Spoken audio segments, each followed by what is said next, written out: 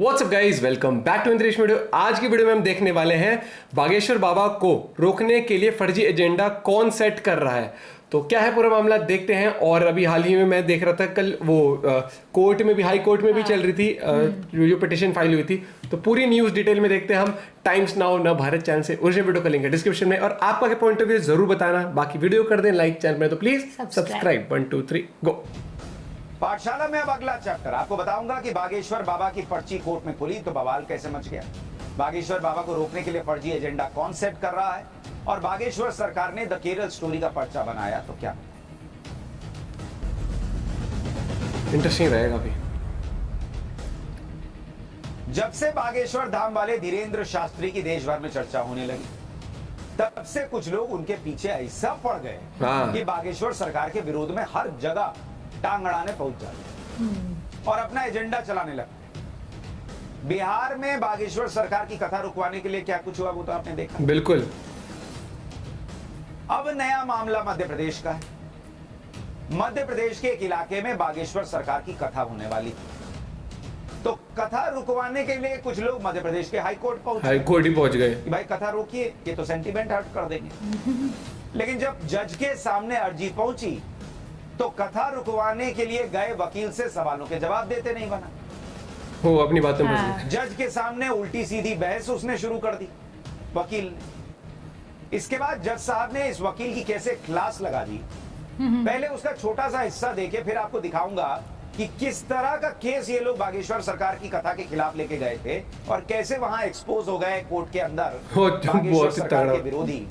वो दिखाऊंगा, लेकिन पहले देखिए कोर्ट के अंदर कैसे गर्मा गर्मी हुई।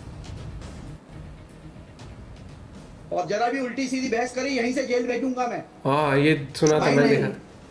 सारी वकालत खत्म हो जाएगी, समझ गए। You should know how to argue in high court. किसने भेजा है आपको? उनका जवाब सैंपल है। सैंपल। सोचिए बागेश्वर सरकार के विरोधी जो लोग हैं, जिनका वकील वहां खड़ा था, वो कैसा केस लेकर गए होंगे और कैसी बातें करने लगे होंगे कि जज साहब कह रहे हैं कि जो है बाहर कर दूंगा। सोचिए बागेश्वर सरकार का विरोध करने गए इस वकील ने जज से किस तरीके से बात की हो, जिस पर जज इतना भड़क गए कि कह दिया कि सारी वकालत भूल जाओ, यहीं से जेल भिजवा दो। क्या बोल दिया उसने? जज साहब ने और क्या क्या कहा ये आपको आगे दिखाऊंगा, लेकिन पहले ये जान लीजिए कि बागेश्वर सरकार का नया दरबार कहां लगा है और क्यों उनकी कथा को रुकवाने के लिए कुछ लोग हाईकोर्ट से। बागेश्वर बाबा फिलहाल मध्य प्रदेश के बालाघाट में, यहां वो 2 दिन राम कथा करेंगे। बालाघाट पहुंचने पर बागेश्वर बाबा का जोरदार स्वागत हुआ। महिलाओं ने उनकी आरती उतारी, श्रद्धालुओं ने पैर छूकर आशीर्वाद दिया। बागेश्वर बाबा का कार्यक्रम बालाघाट के परसवाड़ा में हो रहा है, जो आदिवासी बहुल इलाका है। बागेश्वर बाबा के कार्यक्रम का नाम भी वनवासी श्री राम कथा है। वनवासी श्री राम। इसी आदिवासी इलाके का हवाला देते हुए बागेश्वर सरकार के विरोधी एक्टिव हो गए कि भाई यहाँ पर आदिवासियों की भावनाएं आहत हो जाएगी। अरे भाई, उनकी भावनाएं आहत हो रही है तो ये लोग कौन है जो पहुंच रहे हैं? लेकिन वो लोग जो विरोध में थे वो कोर्ट पहुंच गए। बागेश्वर सरकार के विरोधियों ने मध्य प्रदेश के आदिवासी इलाके में बागेश्वर सरकार की कथा रुकवाने के लिए सीधे मध्य प्रदेश हाईकोर्ट में याचिका डाल दी। इस याचिका में कहा क्या कि 23 और 24 मई को बालाघाट के भादुकोटा गांव में धीरेन्द्र शास्त्री की कथा का आयोजन होना है। यह पूरा इलाका आदिवासी बहुल क्षेत्र है। बागेश्वर बाबा के धार्मिक आयोजन से आदिवासियों का हित प्रभावित होगा। कैसे बॉस? जिस जगह पर कथा का आयोजन होना है वहां आदिवासियों के भगवान का स्थल है। वहां पर बागेश्वर बाबा की कथा का आयोजन होने से आदिवासियों की मान्यताओं का अपमान हो जाएगा। ऐसा गजब तर्क दिया है। इस तरह के आयोजन के लिए ग्राम सभा की अनुमति लेना जरूरी है, जो नहीं ली गई। मतलब पूरा आदिवासी सेंटिमेंट से जोड़ दिए कि वहां प्रभु श्री राम के बारे में बता देंगे, कथा कर देंगे, तो आदिवासी सेंटिमेंट हट हो जाएगा, उनके भगवान की जो है वो का अनादर हो जाएगा। लेकिन जब याचिका पर सुनवाई हुई और जज साहब ने सवाल पूछने शुरू किए, और वही सवाल पूछे जो आपके मन में भी आएंगे कि बॉस ये सब कैसे होगा, जरा बताओ जरा। तो बागेश्वर सरकार का विरोध करने वाले वकील के पास कोई जवाब ही नहीं था। जज साहब पूछ रहे थे सवाल पे सवाल, तो बागेश्वर सरकार का विरोध करने वाले वकील इधर उधर की बात कर रहा था। बाद में उल्टे जज से ही बहस करने लगा। इस पर कैसे हाईकोर्ट के जज ने उसकी क्लास लगाई, एक बार वो देखिए। और जरा भी उल्टी सीधी बहस करी यहीं से जेल भेजूंगा मैं। बहुत माइंड तगड़ा। यू, सारी वकालत खत्म हो जाएगी, समझ गए? You should know how to argue in high court. किसने भेजा है आपको? ये तो शुरुआत थी। आगे बहस के दौरान याचिकाकर्ता के वकील हाईकोर्ट के जज के किसी भी सवाल का सही से जवाब नहीं देता, ऊपर से जज से ऊंची आवाज में बदतमीजी से बात कर रहे हैं। इस पर जज ने कहा कि जिस दिन जेल भेज दिया सारी वकालत खत्म हो जाएगी। वो हिस्सा भी सुनिए। क्या है आपको पिटीशन फाइल करने के लिए? हाँ, ऑथराइजेशन, पहले ऑथराइजेशन बताइए पिटीशन फाइल करने के लिए। सही। तहरीर से बात करना सीखो। पहले प्रश्न का उत्तर दीजिए, दूसरे प्रश्न का उत्तर दीजिए। पहले बताइए किसने ऑथराइज किया आपको पिटीशन लगाने के लिए? सर्वे आदिवासी। ये बदतमीजी करना भूल जाओगे सारी। ये तो एक्सट्रीम गर्मा गर्म माहौल था। आदिवासी समाज का ऑथराइजेशन कहाँ है पिटीशन फाइल करने के हाँ, लिए? उन्होंने कहा ऑथराइज किया कि उनको दिक्कत है। उन्होंने ये सोच लिया है कि बदतमीजी करके तुम जो है अपने आप के लिए बहुत बड़ी टीआरपी कलेक्ट कर लोगे। तुम ये भूल जाते हो कि जिस दिन हमने जेल भेज दिया उस दिन सारी वकालत बंद हो जाएगी। You should be sorry. तुम लोग को सिखा के भेजा जाता है कि बदतमीजी करो।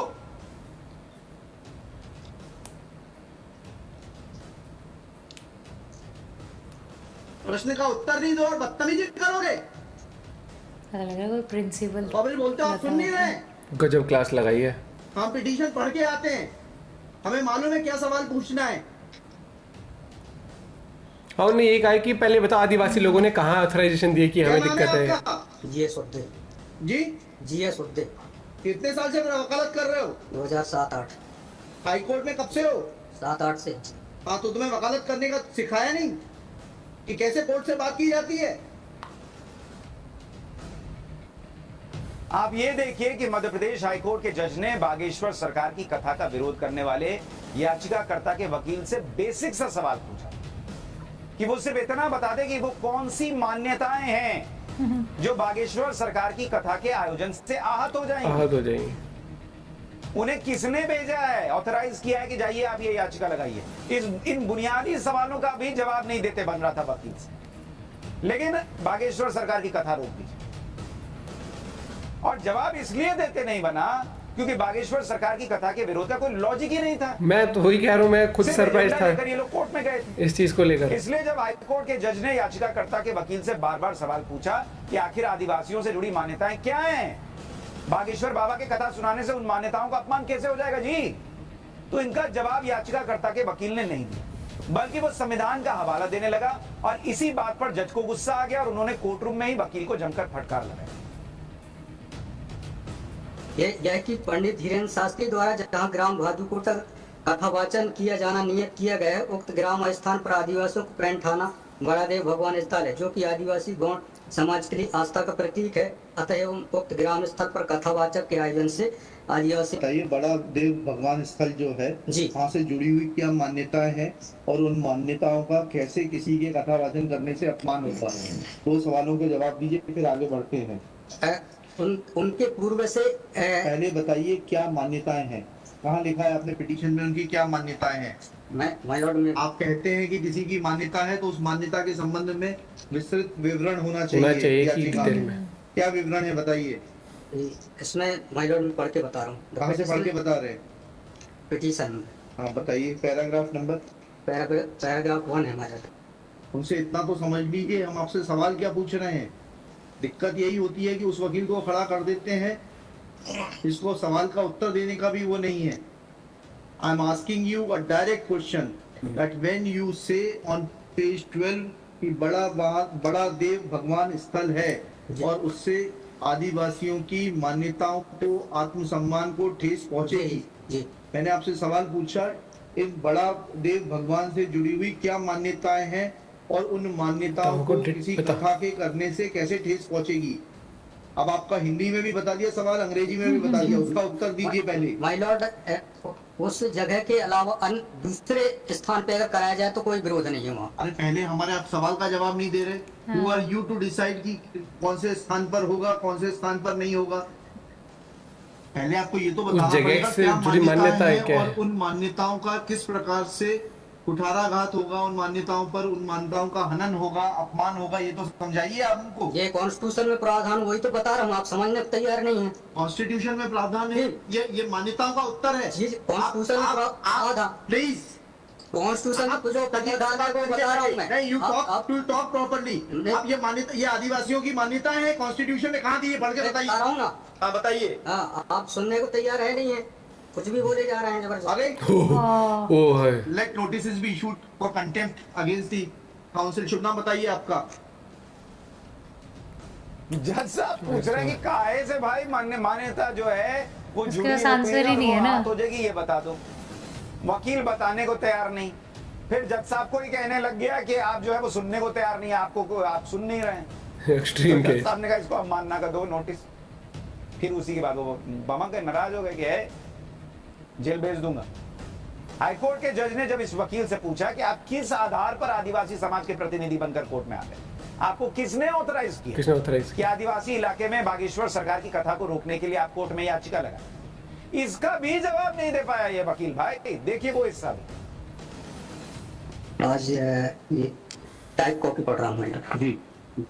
आज दिनांक 10/2023 दिन बुधवार को समाज की सभी बैठक निर्माण धारा सिंह मस्त कॉलेज की अध्यक्षता तथा बालाघाट जिले के समस्त आदिवासी सामाजिक संगठन पदाधिकारी और सामाजिक कार्यकर्ताओं को उपस्थित महिला पुरुष एवं युवाओं को उपस्थित और सहमति की बैठक कार्यवाही सगाजन को विचार मनन कर निष्कर्ष लिया गया जाकर निर्णय लिया गया कि निम्नानुसार है। भारतीय संविधान का अनुच्छेद 244 5वीं सूची के तहत अनुसूचित क्षेत्रों पर ऐसा 1996 के नियम 22 के तहत कहाँ है लेटर हेड, कहाँ है ऑथराइजेशन?